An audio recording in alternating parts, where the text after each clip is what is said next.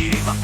Na tohle jejich zvyku se asi nic nezmění. A proč by taky jo?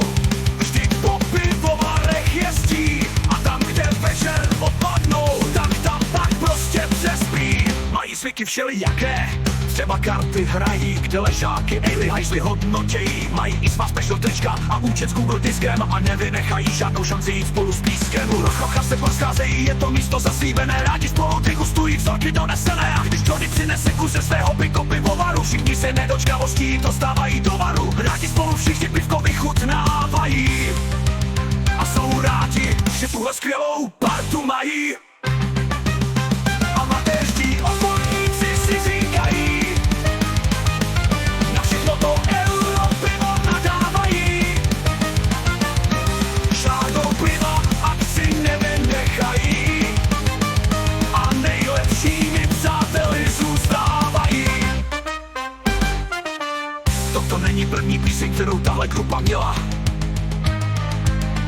Ta první byť je hrozná, vcelku zlidověla. Nebylo to vážně, žádné extra dílo, zpívalo se v ní jen pivo, pivo, pivo, pivo, pivo, pivo.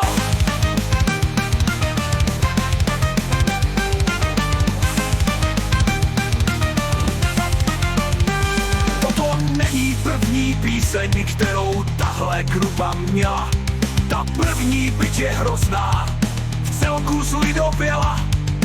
Nebylo to vážně, žádné extra dílo, zpívalo se v ní jen pivo, pivo, pivo, pivo, pivo.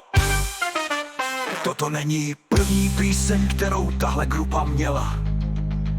Ta první byť je hrozná, vcelku zlidověla. Nebylo to vážně, žádné extra dílo, zpívalo se v ní jen pivo.